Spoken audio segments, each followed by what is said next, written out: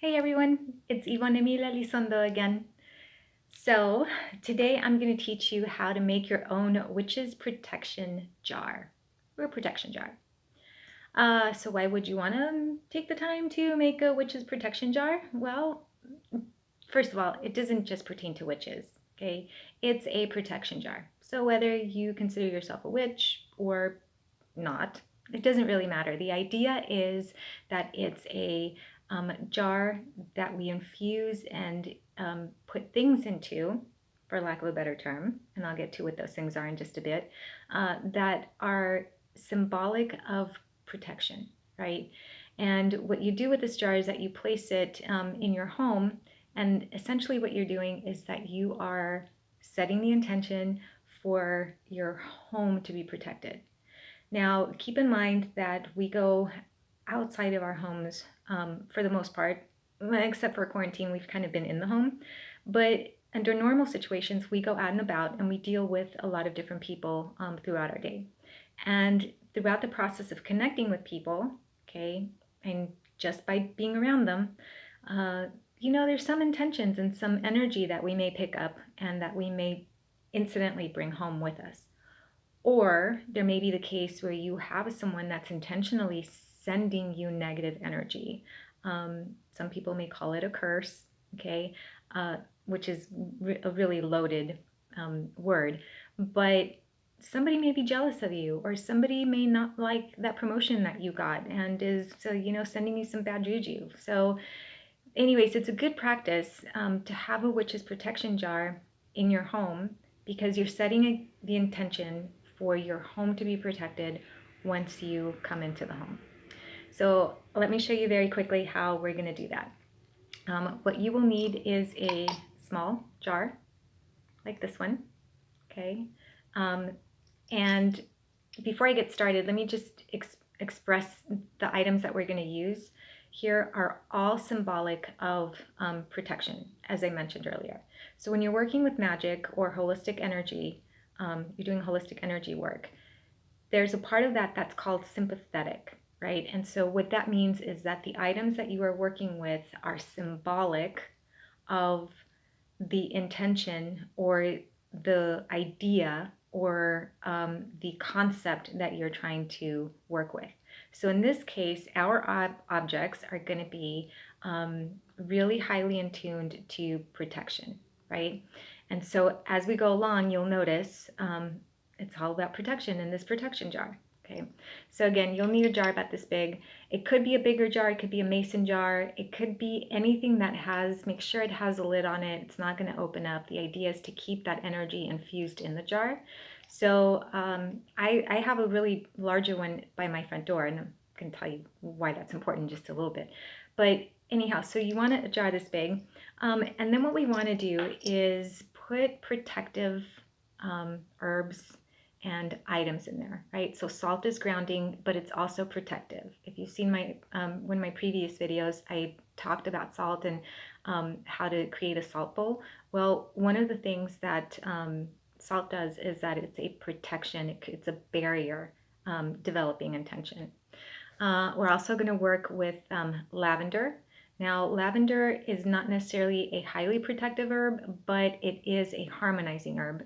So ultimately, what we're trying to do is harmonize the intention, harmonize the negative energy from affecting us. Then we can use rosemary. If anything, you've heard witches always have rosemary by their doorstep, right? There's a reason for that. It's considered a highly protective herb. And I also like to use vervain. Vervain is, if you're big into the vampire movies, you will notice that vervain tends to keep the vampires away. That is legend, it's a myth, but vervain actually does have the intentive properties of protection, amongst other things. Okay, so you're going to need that. You're probably going to need an item like a cork. What does a cork do? It absorbs energy, right? It absorbs, so a cork, if you put it on water, it's not going to sink, right? So what it's doing, it stays afloat. So that's basically the same intention that we're wanting with the cork. The cork is absorbing the energy so that it doesn't affect you, okay? And then, this may be a little bit creepy, but let me just explain why we're going to do this. nails, rusted nails, pretty nails, okay? Nails or anything that has a sharp edge to it, okay? Well, what happens when people touch a sharp edge to this? Yeah, it kind of pokes and it hurts, right? If you have safety pins, if you have threading needles, anything that has a sharp edge to it, what we're symbolizing here is that whatever energy, negative energy is coming your way is going to be deflected because it doesn't want to be, you know, hit by the pointy parts of these items. So again, these are protection. Okay. And basically what we're going to do is we're going to put all of those items in here. Okay, I already put my salt and my lavender and rosemary and my vervain. They're all in here. You don't need a great amount. Again, all intuitive work. However much you feel need to put into your jar is what's going to go into your jar.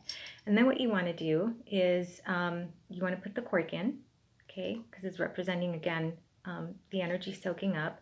You want to put the nails or stick pins or even thumbtacks in. Okay, those are representative of, you know, they're going away. You could even put one upside down and one right side up.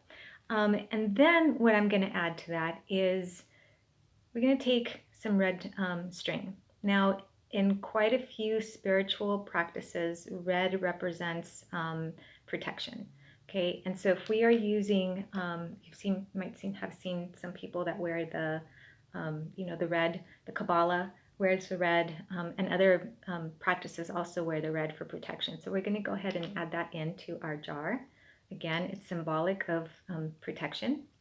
And then I like to add a piece of twine. Now, what do you do with twine typically?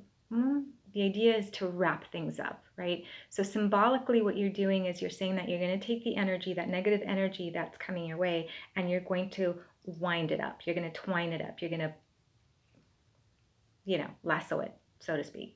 Okay, so again, we're going to put that in there. And then I like to add a few more things to my jar.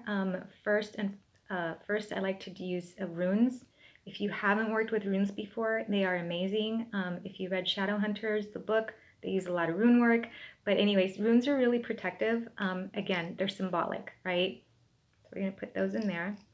And of course, as always, I like to amplify. So I use a lot of crystals, crystal quartz to amplify. And most importantly, I like to put or include a religious symbol from my perspective, from my jar. And this is Lady of Guadalupe, so pray to her all the time. So I'm going to go ahead and put her in here. Okay, you could use whatever religious icon or symbols that you'd like, or none. Just depends on, you know, how you feel. You're going to go ahead and close that up. Okay, and again, you're going to put it in the palm of your hands. You're going to start really feeling that energy work in your heart, and you're setting the intention. Again, this is the most important part, and I know some of you may get really tired of me saying this, but I cannot stress enough how much intention is a valuable part of any energy or magical work. So you go ahead and see that, you know, energy flowing in your heart, and it starts coming out through the palm of your hands, and you are telling the herbs and the items what their job is. Okay, you see that coming out of the palm. You set the intention, and then what you want to do is you want to put it by your front door. Okay, you could put it in the corner by the door, you could put it outside your door, but it's by the front door. You could also make one for your back door as well. Essentially what we're saying is that no negative energy is coming in to your home. Anyhow, well, that's it. So I'll put the items in the description below, and good luck with your jar. Stay safe, and more than anything, enjoy your witch's jar. It's an awesome protective tool.